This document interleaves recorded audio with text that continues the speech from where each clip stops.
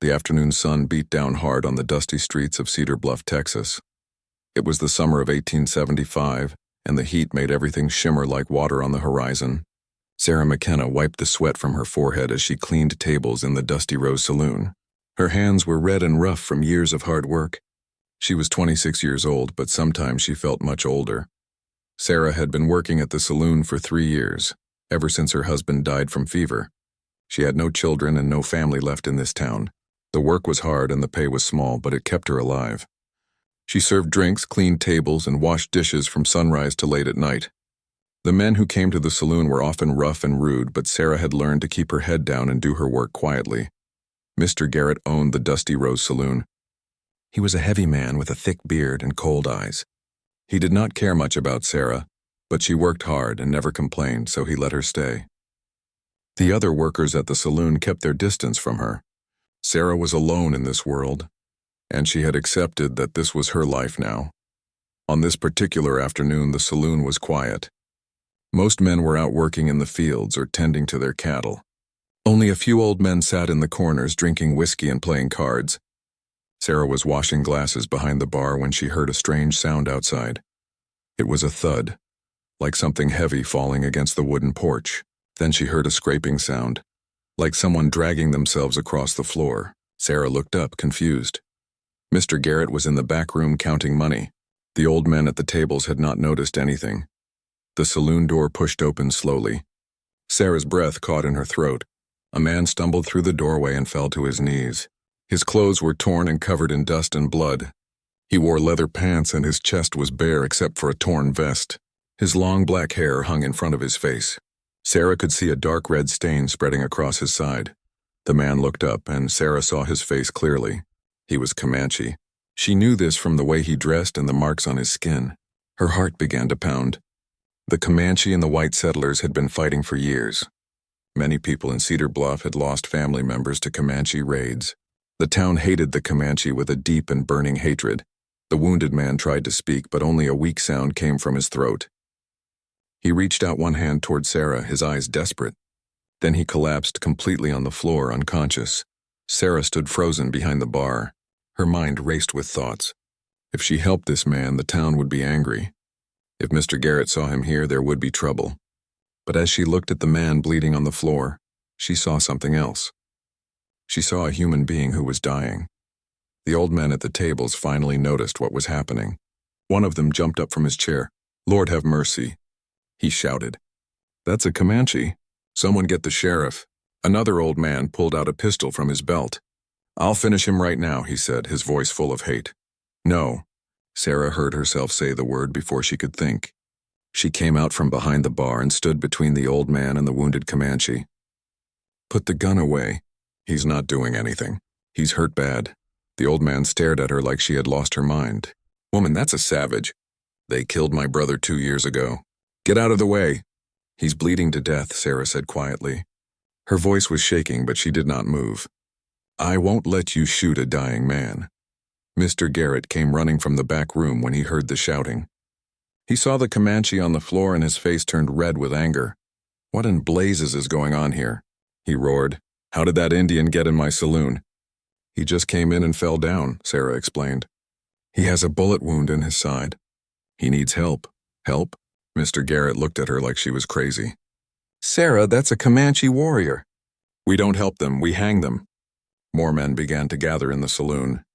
Word had spread quickly through the small town that there was a Comanche in the Dusty Rose. Soon there were 15 men crowding around, all of them talking loudly and angrily. Some wanted to drag the man outside and shoot him. Others wanted to tie him up and wait for the sheriff. Captain Dalton pushed his way through the crowd. He was the leader of the town's militia, a group of men who protected Cedar Bluff from raids. Captain Dalton was tall and broad with a thick mustache and hard eyes. Everyone in town respected him or feared him or both. He looked down at the wounded Comanche and then at Sarah. "Mrs. McKenna," he said in a cold voice. "Step away from the Indian. He's hurt," Sarah said. She did not know why she was being so stubborn. All her life she had followed the rules and kept quiet. But something inside her could not walk away from this. "He needs a doctor." "The only thing he needs is a bullet," Captain Dalton said. These savages have killed our women and children. They've burned our farms. Why would you want to help one of them? Sarah looked at the man on the floor. His breathing was shallow and weak. In a few minutes, he would be dead anyway. Because he's a human being, she said softly. And he's dying. The crowd went silent for a moment. Then Captain Dalton laughed, but it was not a kind laugh. You've got a soft heart, Mrs. McKenna. That's going to get you in trouble one day. He turned to his men. Take him out back. We'll deal with him proper. Wait, Sarah said desperately. She looked at Mr. Garrett. Please, let me take him to the back room. Just let me clean his wound and give him some water. If he dies, he dies. But I can't watch you shoot a helpless man. Mr. Garrett rubbed his beard, thinking. He did not like the Comanche, but he also did not like killing unconscious men in his saloon. It was bad for business. Blood was hard to clean up. You've got 1 hour, he finally said. Take him to the storage room and back. Clean him up if you want, but Captain Dalton and his men will be watching the door. If that Indian wakes up and causes any trouble, they'll shoot him. And Sarah, if anyone asks, I'm going to say I tried to stop you. I can't have people thinking I'm soft on Indians. Sarah nodded quickly. She was surprised he had agreed at all. 2 men helped her drag the wounded Comanche to the storage room in the back of the saloon. It was a small room filled with barrels of whiskey and sacks of grain. They dropped him on the floor and left quickly, like they were afraid to touch him too long. Sarah closed the door behind them. She was alone now with the wounded man. She could hear the voices of Captain Dalton and his men right outside the door. Her hands shook as she lit a lamp and knelt down beside the Comanche. The bullet wound was in his right side, just above his hip. Blood had soaked through his clothes and pooled on the floor. Sarah had seen wounds before. Her husband had gotten hurt many times working on the ranch. She knew what to do. She fetched a bucket of water and some clean rags from the bar.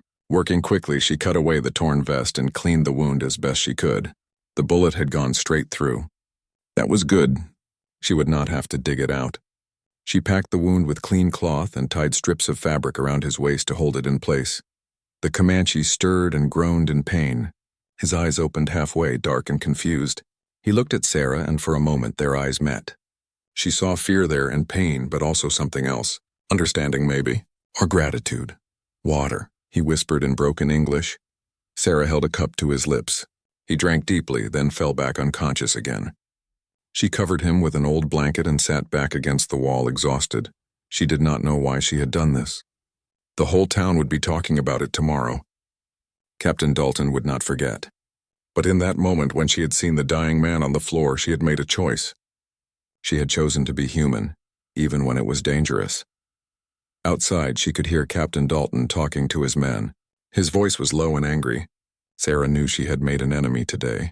She just did not know how bad the consequences would be. The Comanche slept through the evening.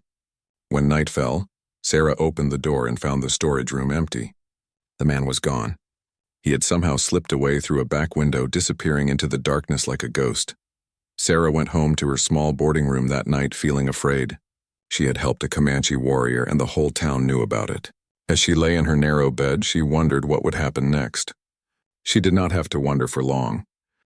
3 days passed after the Comanche warrior disappeared from the storage room. Sarah went to work each morning as usual, but everything felt different now. People stared at her on the street. Women pulled their children away when she walked by. Men whispered and pointed. The whole town of Cedar Bluff knew what she had done. At the saloon, Mr. Garrett barely spoke to her. He gave her the dirtiest jobs and watched her with suspicious eyes. The other workers avoided her completely. Even the customers treated her differently. Some refused to let her serve them drinks. Others called her names under their breath. Indian lover, one man muttered as she walked past his table. Sarah kept her head down and did her work. She told herself it would pass. People would forget. Life would go back to normal. But deep inside, she knew things would never be the same. On the 3rd night, Sarah was walking home from the saloon just after sunset. The streets were quiet. Most people were inside eating dinner with their families. Sarah walked quickly, her shawl pulled tight around her shoulders. She wanted to get home and lock her door. She was only 2 blocks from her boarding house when she heard footsteps behind her. Heavy boots on the dirt road. More than one person. Sarah walked faster, but the footsteps matched her pace. "Mrs. McKenna," a voice called out. She recognized it immediately. Captain Dalton. Sarah stopped and turned around slowly. Captain Dalton stood there with 4 of his men. They were all carrying rifles. Their faces were hard in the dim light. "Good evening, Captain," Sarah said. She tried to keep her voice steady. "Can I help you with something?" "Yes, ma'am, you can," Captain Dalton said. He walked closer until he was standing right in front of her. "We need to have a talk about what happened at the saloon 3 days ago." "I already explained everything," Sarah said. "The man was wounded. I gave him water and bandaged his wound." "That's all? That's all?" Captain Dalton's voice got louder. "You helped a Comanche warrior, a man who probably killed some of our people, and you're saying that's all?" Sarah looked at the men surrounding her. She saw anger in their eyes. Real anger, the kind that could turn into violence. "He was dying," she said quietly. "I couldn't just watch him bleed to death on the floor." "Why not?" one of the other men asked. "They don't show mercy to us." "Why should we show mercy to them?" "Because we're supposed to be better than that," Sarah said. "We're supposed to be civilized people." Captain Dalton laughed, but there was no humor in it. "Civilized? Mrs. McKenna, let me tell you about civilized. 2 years ago, the Comanche raided a farm 15 miles from here. They killed a man and his wife and took their 2 children. Those children were never seen again." "Was that civilized?" Sarah felt her throat tighten. "I'm sorry that happened. Truly I am. But that doesn't mean—" "Last year," Captain Dalton continued, his voice getting angrier, "they attacked a supply wagon. They killed 3 men and burned everything. One of those men was my brother-in-law. He had a wife and 4 children. They had to leave town because they couldn't afford to stay without him." "Was that civilized?" The other men nodded and muttered agreement. Sarah could see their pain and anger. She understood it, but she also knew that hate only created more hate. "I'm sorry for your losses," Sarah said. "But that one man in the saloon didn't do those things. He was just hurt and needed help." "You don't know what he did or didn't do," Captain Dalton said coldly. "And that's the problem. You showed compassion to our enemy. You chose his life over our safety." "I chose mercy," Sarah said. "You chose wrong," Captain Dalton replied. He turned to his men. "Bring her to the town square." Sarah's heart began to race. "What? Why?" "What are you going to do?" "The town needs to see that there are consequences for betraying your own people," Captain Dalton said. "You need to understand that actions have prices." The men grabbed Sarah's arms. She tried to pull away, but they were too strong. They dragged her through the streets toward the center of town. Sarah screamed for help, but no doors opened. No one came out to help her. The people of Cedar Bluff stayed inside their houses, safe behind locked doors. The town square was empty except for a few men who were waiting there. Someone had set up torches that burned bright in the darkness. Captain Dalton's men forced Sarah to her knees in the center of the square. Her whole body was shaking with fear. "Please," she begged. "Please don't do this." "I'm sorry. I won't help anyone again. I promise." Captain Dalton stood in front of her. "It's too late for promises, Mrs. McKenna. The whole town is watching from their windows right now. They need to see what happens to people who help our enemies." He pulled out a piece of paper from his coat and read from it in a loud voice. "Sarah McKenna, you are charged with giving aid and comfort to a Comanche warrior, an enemy of the people of Cedar Bluff.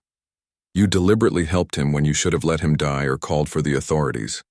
Do you confess to this crime?" "It's not a crime to show mercy," Sarah said. Tears were running down her face now. "Do you confess?" Captain Dalton asked again. Sarah looked around at the men surrounding her.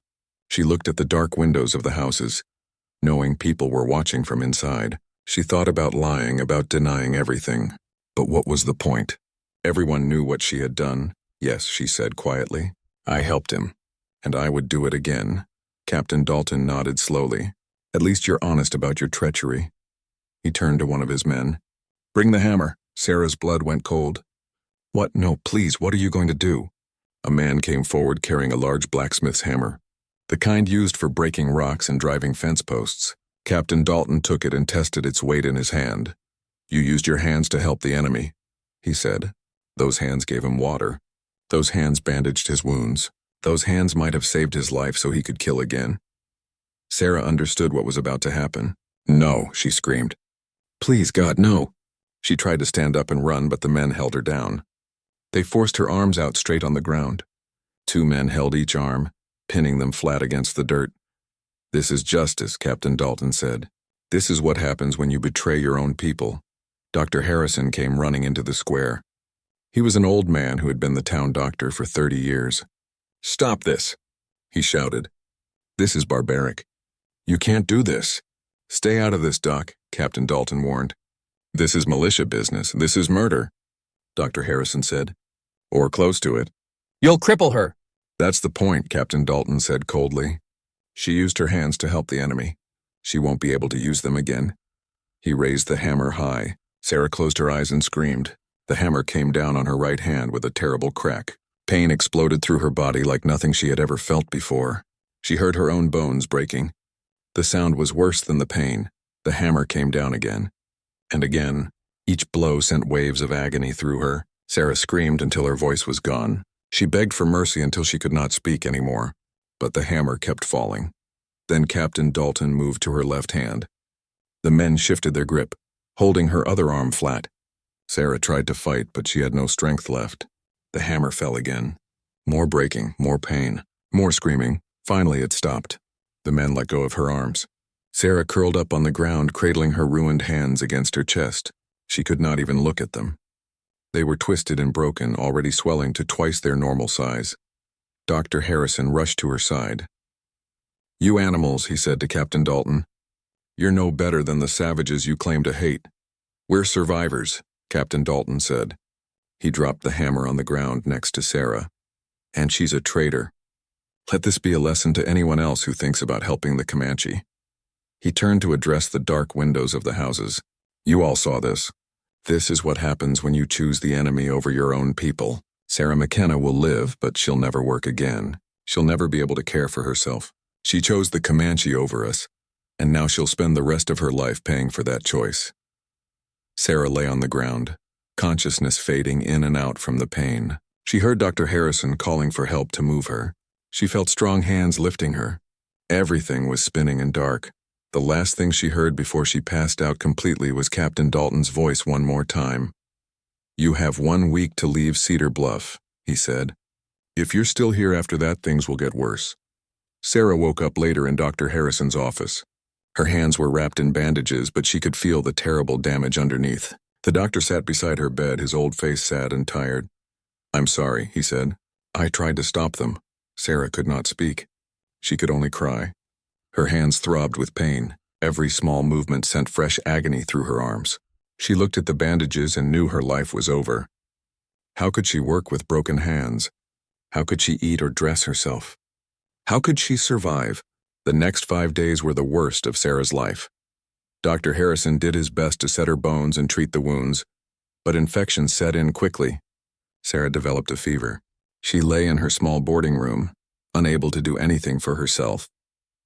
A kind neighbor woman brought her food and water, but even she was nervous about being seen helping Sarah. On the 5th night, Sarah was alone in her room. The fever made her head spin. Her hands were on fire with pain. She wished she could die. Death seemed better than living like this. Sarah drifted in and out of consciousness as the warriors carried her through the darkness. Sometimes she opened her eyes and saw stars above her. Other times she saw trees passing by. The movement of the travois made her hands throb with pain, but she was too weak to cry out. After what felt like hours, they stopped. Sarah heard low voices speaking in a language she did not understand. She smelled wood smoke and heard the sound of a fire crackling. Strong hands lifted her from the travois and laid her on something soft. Furs, she realized. They had placed her on a pile of animal furs inside some kind of shelter. A face appeared above her. It was an old woman with deep lines around her eyes and gray streaks in her long black hair. The woman touched Sarah's forehead and made a soft clicking sound with her tongue. She spoke to someone Sarah could not see. The warrior who Sarah had saved, the one called Tachi, came into view. He knelt beside the old woman and spoke to Sarah in his broken English. "This is Singing Bird," he said. "She is medicine woman. Very strong medicine. She will help your hands." Sarah tried to speak, but her throat was too dry. The old woman, Singing Bird, lifted Sarah's head gently and held a cup to her lips. The liquid was bitter and tasted like herbs and earth, but Sarah drank it. Almost immediately, she felt the pain in her hands begin to fade a little. The fever fog in her head cleared slightly. Singing Bird carefully unwrapped the bandages from Sarah's hands. Sarah could not bear to look at them. She knew they were ruined. But the old woman examined them closely, touching the swollen fingers gently and feeling the broken bones beneath the skin. She spoke to Tachi in their language. He listened and nodded, then turned to Sarah. "She says your hands are badly broken," he translated. "The white doctor did not set the bones right. She must break them again and set them correctly, or they will heal wrong and be useless forever." Sarah's eyes went wide with fear. "Break them again?" she whispered. "No, please, I can't bear it." Singing Bird seemed to understand her fear even without understanding the English words. She stroked Sarah's hair and spoke in a gentle, soothing voice. Then she held up a small clay pot and showed it to Sarah. "Medicine," Tachi explained. "Strong medicine. You drink, you sleep, you feel no pain. When you wake, bones will be set right." Sarah looked at the old woman's kind eyes. She thought about her options. If she did nothing, her hands would heal twisted and useless. She would never be able to work again, never be able to feed herself or care for herself. She would be helpless for the rest of her life. If she let Singing Bird try to fix them, there was at least a chance. Maybe a small chance, but better than no chance at all. "Okay," Sarah whispered. "Do it." Singing Bird smiled and nodded. She mixed something from several different pots into a wooden cup. The smell was strong and strange. She helped Sarah drink it all. Within minutes, Sarah felt herself drifting away. The world became soft and distant. The last thing she remembered was Singing Bird's gentle hands touching her forehead, and the old woman singing in a low, melodic voice. When Sarah woke up, it was daylight. She was still lying on the pile of furs. Her hands were wrapped in clean bandages made from soft leather and strips of cloth. They still hurt, but it was a different kind of pain. Sharper, but somehow cleaner. She looked around and saw she was inside a small shelter made of hide stretched over wooden poles. Light came through the opening at one end. She could hear voices outside and smell food cooking. Singing Bird entered the shelter carrying a wooden bowl. She smiled when she saw Sarah was awake. The old woman helped Sarah sit up slowly and fed her some kind of warm broth. It tasted of meat and herbs and made Sarah feel stronger. Over the next few days, Sarah began to understand where she was. The warriors had brought her to a temporary camp hidden in a valley about 30 miles from Cedar Bluff. There were about 20 Comanche people living there. Men, women, and children. They watched Sarah with curious eyes, but none of them were cruel or mean to her. Tachi visited her every day. Slowly, he told her his story. He had been shot by a rancher while hunting deer on land that his people had used for generations. The white settlers had fenced it off and claimed it as theirs. Tachi had been trying to get back to his camp when he collapsed near Cedar Bluff. He had stumbled into the saloon because he smelled food and water. "I thought I would die there," he told Sarah. "White people hate Comanche. I expected them to shoot me, but you helped me instead. You showed kindness when you did not have to. You saved my life. And now you've saved mine," Sarah said quietly. Tachi nodded. "Among my people, a life dead is sacred. You gave me life, so I must protect yours. This is our way." Singing Bird worked on Sarah's hands every day. She would unwrap the bandages, check the bones, apply new medicines made from plants and roots, and wrap them again with splints made from thin pieces of wood. The old woman's touch was always gentle, but the process was painful. Sarah learned that Singing Bird could not speak English, but they found ways to communicate. The old woman would point and gesture and use simple sounds. Sarah began to learn a few words in the Comanche language. Slowly, they built a friendship that needed no shared language. 2 weeks passed. Sarah's fever was completely gone. The infection in her hands had cleared up thanks to Singing Bird's medicines. The bones were starting to heal, though Sarah still could not move her fingers much. Every morning, Singing Bird would massage the hands gently, trying to keep the muscles from becoming too stiff. One evening, Tachi came to Sarah's shelter with a serious expression on his face. "I must talk to you about something," he said. "About the man who broke your hands. Captain Dalton." Sarah felt her stomach tighten. She did not want to think about Captain Dalton or what he had done to her. "What about him?" she asked. "He did a great wrong to you," Tachi said. "Among my people, such a wrong must be answered. There must be justice." "Justice?" Sarah shook her head. "Tachi, Captain Dalton has 20 armed men. He controls the town. There is no justice for someone like me." "There is our justice," Tachi said quietly. Sarah looked at him carefully. "What are you planning?" Tachi was quiet for a moment. "I have spoken with the other warriors. We have decided. We will take Captain Dalton. We will bring him here. We will make him understand what he did to you. No, Sarah said quickly. That will only make things worse. If you kidnap him, the whole militia will come after you. They'll hunt you down. People will die. My people are used to being hunted, Tachi said. But you are right that it is dangerous. That is why I am asking your permission. You are the one who was hurt. You should decide if there should be justice or not. Sarah thought about Captain Dalton. She thought about the feeling of the hammer coming down on her hands, the sound of her bones breaking, the look of satisfaction on his face as he hurt her. Part of her wanted revenge. Part of her wanted him to suffer the way she had suffered. But another part of her, the part that had made her help a dying man in the first place, knew that revenge would not heal her hands. It would not make anything better. It would just create more violence, more pain, more death. I don't know, she said honestly. I want him to pay for what he did, but I don't want anyone else to get hurt because of me. Tachi nodded. Think about it. You have time. But know this. The debt I owe you is not paid just by bringing you here. Among my people, when someone harms the person you owe a life debt to, you must defend their honor. It is part of the debt. Over the next few days, Sarah thought hard about what Tachi had said. She watched the Comanche people going about their daily lives. She saw mothers caring for children. She saw men teaching young boys how to make arrows. She saw women working together to prepare food and make clothes. These were not the savages that people in Cedar Bluff described. They were just people trying to live their lives. One afternoon, a young Comanche girl brought Sarah some water. The girl was maybe 8 years old with bright, curious eyes. She smiled at Sarah and said something in her language. Sarah smiled back and said, "Thank you" in Comanche, one of the phrases Singing Bird had taught her. The little girl giggled and ran off to tell her mother that the white woman could speak their language. Watching the girl run away, Sarah made her decision. She asked for Tachi to come to her shelter. "I've decided," she told him. "I don't want revenge. What Captain Dalton did was terrible, but killing him or hurting him won't change anything. It will just make the fighting between our peoples worse." Tachi listened carefully. "You are very wise," he said. "But the debt still stands. Among my people, we cannot let such a wrong go unanswered. If we do nothing, we are weak. We are cowards." "Then don't do nothing," Sarah said slowly, an idea forming in her mind. "But don't hurt him either.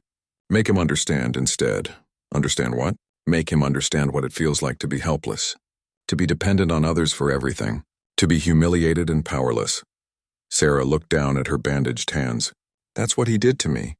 He didn't just break my hands. He tried to break my spirit. He tried to make me helpless." Tachi's eyes lit up with understanding. "You want us to teach him a lesson, not take revenge?" "Yes," Sarah said. "Is that possible?" Tachi was quiet for a long moment, thinking. Then he nodded slowly. Yes, I think we can do this. It will be dangerous, but it can be done, and it is better than killing." 3 weeks after Sarah arrived at the Comanche camp, Tachi gathered 5 warriors for a council. They sat in a circle around a small fire as the sun set behind the hills. Sarah sat with them, her hands still bandaged but healing slowly. She could move her fingers a little now, though it was painful. Tachi spoke to the warriors in their language, explaining the plan. Sarah understood some of the words now. She had been learning quickly, spending her days with Singing Bird and the other women. When Tachi finished speaking, the warriors looked at Sarah with respect in their eyes. One of them, a young man named Running Deer, turned to Sarah and spoke in careful English. "You could ask us to kill this man. You could ask us to burn his house. But you ask only that we teach him. This shows great wisdom. Or great foolishness," Sarah said quietly. "I'm not sure which," Running Deer smiled. "Sometimes they are the same thing." The plan was simple but dangerous. They would wait for a night when Captain Dalton was alone or with only 1 or 2 men. They would take him quietly, without violence if possible. They would bring him to the camp and keep him there for 3 days. During those 3 days, they would bind his hands behind his back, making him completely helpless. He would have to depend on others for everything, just as Sarah had to depend on others now. "Will you hurt him?" Sarah asked. "No," Tachi said firmly. "We will not break his bones or beat him, but we will make him feel what you felt, helpless, weak, ashamed. And we will make him see that we are not savages. We are people just like him." "What if he doesn't learn?" Sarah asked. "What if he just becomes more angry?" Tachi shrugged. Then at least we tried. And we did not add more death to all the death that has already happened. 2 nights later, the warriors left the camp. Sarah stayed behind with Singing Bird and the other women. She could not sleep. She kept thinking about what might go wrong. What if the warriors were caught? What if there was a fight? What if someone was killed? Singing Bird sat with her through the long night, not speaking, just being present. The old woman seemed to understand Sarah's worry without needing words. When dawn came, Sarah heard horses approaching the camp. Her heart pounded. She went outside and saw the warriors returning. Behind them, tied to a horse, was Captain Dalton. He was blindfolded and his hands were bound. The warriors had not hurt him, but he was struggling and cursing loudly. When they pulled him off the horse and removed his blindfold, his eyes went wide with shock. He was in the middle of a Comanche camp. Warriors stood around him with weapons ready. Women and children watched from the shelters, and sitting by one of the fires, her hands wrapped in bandages, was Sarah McKenna. "You," Captain Dalton said, his voice full of disbelief. "You're with them? You joined the Comanche?" "They saved my life," Sarah said quietly. "After you tried to destroy it." Captain Dalton's face turned red with anger. "I should have done worse. You betrayed your own people. You helped a savage who probably killed innocent settlers." Tachi stepped forward. He spoke in clear English, better than he had before. Sarah realized he understood English much better than he had let on. "You call us savages," Tachi said, "but you broke a woman's hands for showing mercy. Which of us is the real savage?" Captain Dalton spat on the ground. "I don't have to listen to this. The militia will come looking for me. When they find this camp, you'll all be dead." "Maybe," Tachi said calmly, "but that will be tomorrow's problem. Today we have different plans." He gestured to the other warriors. They took Captain Dalton to a sturdy post in the center of the camp and tied him to it. His hands were bound tightly behind his back around the post. He could sit or stand, but he could not move his arms at all. "What are you doing?" Captain Dalton demanded. "If you're going to kill me, just do it." "We are not going to kill you," Tachi said. "We are going to teach you." "Teach me what?" "What it feels like to be helpless." For the next 3 days, Captain Dalton was tied to that post. His hands remained bound behind his back the entire time. He could not feed himself, so the women of the camp had to feed him. He could not drink unless someone held a cup to his lips. He could not even brush away the flies that landed on his face. At first, he was angry and defiant. He cursed and threatened. He said terrible things about the Comanche people. But no one hit him or hurt him. They just ignored his words and went about their daily lives. When he was thirsty, he had to ask for water. When he was hungry, he had to wait for someone to bring him food.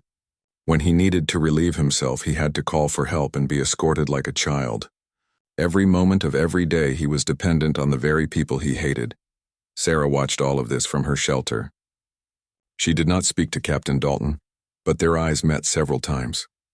She could see the rage in his face slowly changing to something else: confusion, shame, maybe even understanding. On the second day, a little Comanche boy brought Captain Dalton some water. The boy was maybe 6 years old. He held the cup carefully to the captain's lips, serious and focused like it was an important job.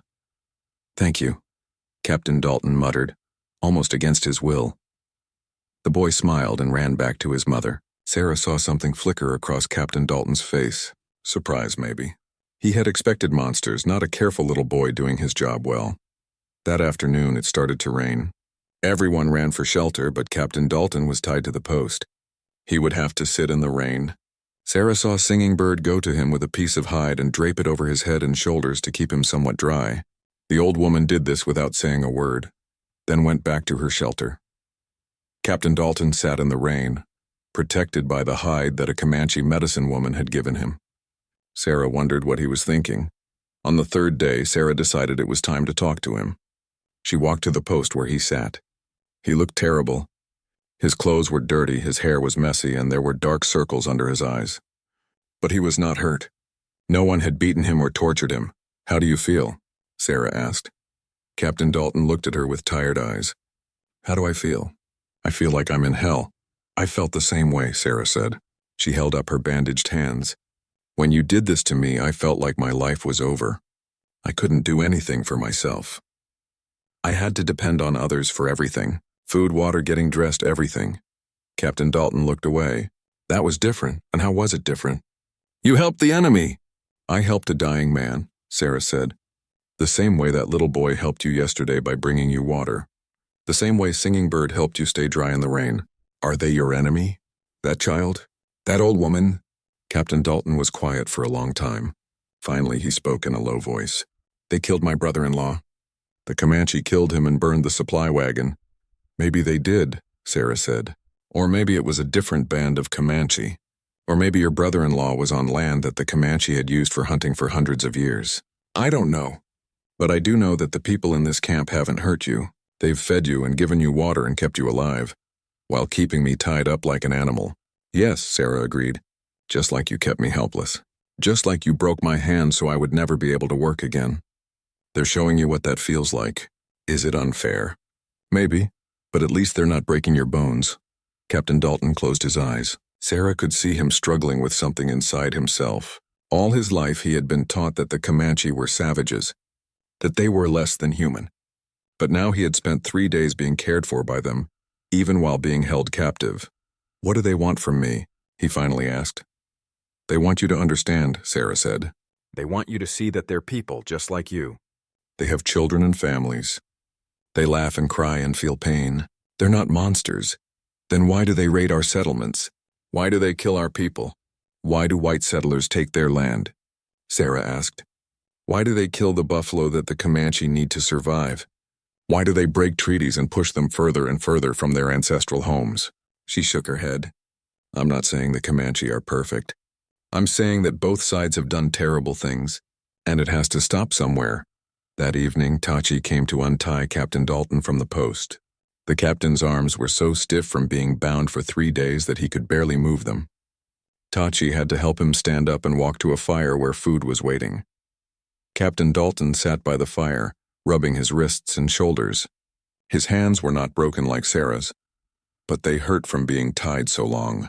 He would be fine in a few days. But for those 3 days he had felt truly helpless. Tachi sat across the fire from him. We will take you back to Cedar Bluff tomorrow morning, he said. We will leave you outside the town. You can walk back on your own, that's it? Captain Dalton asked. You're just going to let me go? Yes, but first I want to tell you something. Tachi poked at the fire with a stick. When I was shot by that rancher, I was hunting a deer. Just a deer to feed my family. The land where I was hunting belonged to my people for many generations. But the white man put up fences and said it was his land now. He looked at Captain Dalton. I was not raiding. I was not killing. I was hunting, and he shot me for it. I crawled for miles trying to get back to my camp. I thought I would die. 6 months had passed since the night Sarah left Cedar Bluff on a travois carried by Comanche warriors. It was now spring, and the world was coming back to life after a cold winter. Flowers bloomed on the hillsides and birds sang in the morning air. Sarah stood outside her small cabin looking at her hands in the early morning light. They were scarred and crooked. 2 fingers on her right hand would never straighten completely. Her left hand was a bit better, but still not what it once was. The breaks had healed, but they had healed imperfectly, just as Singing Bird had warned they might. But Sarah had learned to adapt. She could hold things now even if her grip was weak. She could dress herself, though it took longer than before. She could write, using a special grip that Singing Bird had taught her. The old medicine woman had been patient and kind, working with Sarah every day to help her regain as much function as possible. Sarah no longer lived in the temporary Comanche camp. After spending 2 months there, recovering and learning their ways, she had made a difficult decision. She could not return to Cedar Bluff, and she did not want to put the Comanche people in danger by staying with them permanently. White settlers would eventually find the camp, and her presence there would only cause trouble. Instead, Tachi had brought her to a small trading post called Riley's Junction. It sat on the edge of Comanche territory, in a place where white settlers and native people came together to trade goods. The man who ran it, Daniel Riley, was an older fellow who had lived on the frontier for 30 years. He treated everyone fairly, whether they were white, Comanche, Mexican, or anything else. He just wanted to do business and be left alone. Riley had agreed to let Sarah stay in a small cabin behind his trading post. In exchange, she helped him however she could. Her broken hands made many tasks difficult, but she was clever and found ways to work around her limitations. She could not lift heavy things, but she could keep records in the account books. She could not chop wood, but she could sort goods and help customers who came to trade. More importantly, Sarah could speak both English and basic Comanche now. She had learned quickly during her time with Tachi's people. This made her valuable to Riley. She could help translate when Comanche traders came to the post. She could explain white customs to the Comanche and Comanche customs to the white settlers. She became a bridge between two worlds that desperately needed bridges. Life at Riley's Junction was peaceful in a way that Cedar Bluff had never been. Here people focused on survival and trade, not on old hatreds. The Comanche who came to trade were cautious but not hostile. The white settlers who stopped at the post were more interested in getting supplies than in fighting. Tachi visited Sarah every few weeks. He would bring news from his people and sometimes trade goods at Riley's post. Sarah always looked forward to his visits. He had become a true friend, something she had not expected when she first bandaged his wounds in that saloon storage room so long ago. On this particular spring morning, Tachi arrived early. Sarah saw him riding up the trail with two other warriors. But there was something different about this visit. His face was serious and he dismounted quickly. "Sarah," he said, "I need to tell you something. It's about Captain Dalton." Sarah felt her stomach tighten. She had not heard anything about Captain Dalton since he had been returned to Cedar Bluff 6 months ago. Part of her had hoped to never hear his name again. "What about him?" she asked. "He has been talking to people," Tachi said, "speaking in towns, telling his story." Sarah's heart sank. "Is he raising an army? Is he coming after your people?" "No," Tachi said, and there was wonder in his voice. "He is speaking against the violence, against the killing. He is telling people that Comanche are human beings who deserve to be treated fairly." Sarah stared at him in disbelief. "What?" Tachi nodded. "I did not believe it either. But I have heard from traders who have been to Cedar Bluff and other towns. Captain Dalton is saying that his time with my people changed him. He is saying that the cycle of revenge must stop. Some people are listening. Others are calling him a coward and a traitor." Sarah sat down slowly on the steps of her cabin. Of all the things she had expected to hear, this was not one of them.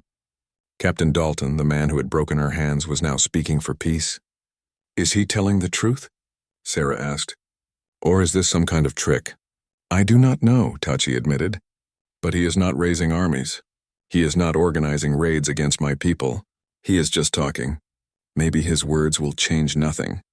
Maybe they will change everything. We will see." Over the following weeks, Sarah heard more stories about Captain Dalton. A trader who stopped at Riley's Junction said he had heard Dalton speak in a town 40 miles away. The captain had stood up in front of a crowd and told them about being captured by the Comanche. He described how they had not tortured him or killed him, but had made him understand what it felt like to be helpless. He said the Comanche showed him more mercy than he had shown to a white woman who had helped one of them, the trader reported. He said we need to stop seeing them as animals and start seeing them as people. Not everyone was happy with this message. Some people in Cedar Bluff were angry at Captain Dalton. They said he had been broken by the Comanche, that he was weak. His militia had split apart, with some men following him and others turning against him. But there were also people who listened. Slowly, carefully, some of the white settlers began to think differently about the Comanche. They began to see that maybe, just maybe, there could be a way to live together without constant violence. One afternoon in late spring, Sarah was working in the trading post when she heard a horse approach. She looked up and her heart stopped. Captain Dalton sat on the horse alone and unarmed. He looked older than she remembered. There were more lines on his face and gray in his hair. He dismounted slowly and stood in front of the trading post, not moving any closer. He saw Sarah through the open door and stopped completely. For a long moment, they just looked at each other. Sarah felt a mix of emotions: anger at what he had done to her, curiosity about why he was here, fear that he might still want to hurt her. Daniel Riley stepped out of the back room, his hand on the pistol at his belt. "Can I help you, mister?" "I'm looking for Sarah McKenna," Captain Dalton said quietly. "I was told she might be here." "That depends on why you're looking," Riley said. His voice was hard. He knew Sarah's story. "I came to talk to her," Captain Dalton said. "If she'll listen." Sarah took a deep breath. She could send him away. She could refuse to speak to him. But she had learned something from the Comanche. She had learned that understanding was better than hatred, that talking was better than fighting. It's all right, Mr. Riley, Sarah said. She stepped outside into the sunlight. I'll talk to him. Captain Dalton looked at her hands. Even from several feet away, he could see the scars and the crooked fingers. Sarah saw shame cross his face. Mrs. McKenna, he began, then stopped. He seemed to struggle with what to say. I came to tell you that I was wrong. What I did to you was wrong. It was cruel and evil, and I have no excuse for it. Sarah said nothing. She waited. I've spent 6 months thinking about what the Comanche did to me, he continued. They could have killed me. They had every right to kill me. But they didn't. They made me feel helpless so I would understand what I had done to you, and it worked. For 3 days I couldn't do anything for myself. I had to depend on the very people I had hated all my life. He took a step closer. The worst part wasn't being tied up. The worst part was seeing them be kind to me, that little boy bringing me water, that old woman keeping me dry in the rain. They weren't supposed to be like that. They were supposed to be monsters. But they weren't, they were just people. Sarah still said nothing. Her eyes were steady on his face. I can't undo what I did to your hands, Captain Dalton said. I can't give you back what I took from you. But I can try to make sure it doesn't happen to anyone else. I've been talking to people, trying to make them see that the Comanche aren't savages, that we can find a way to live together without all this killing. Why are you telling me this? Sarah finally asked. Because I wanted you to know that something good came from something terrible, he said. You showed mercy to a wounded enemy. I punished you for it. The Comanche showed me mercy when they could have killed me, and now I'm trying to pass that mercy forward. Maybe it won't change anything, but maybe it will change everything. Sarah looked at this man who had broken her hands and broken her life. She saw that he was different now. The anger and hatred that had burned in his eyes 6 months ago was gone. In its place was something else, regret, maybe even wisdom. I don't forgive you, Sarah said quietly. I'm not ready for that. Maybe I never will be. Captain Dalton nodded. I understand. I don't deserve forgiveness, but, Sarah continued, I'm glad you learned something. I'm glad you're trying to make things better. That's more than most people would do. It's not enough, Captain Dalton said. It will never be enough. But it's all I can do. He turned to leave, then stopped and looked back at her. One more thing. There are some people in Cedar Bluff who wanted me to tell you that you can come back if you want. Not everyone agreed with what I did. Some people were horrified by it but were too afraid to speak up.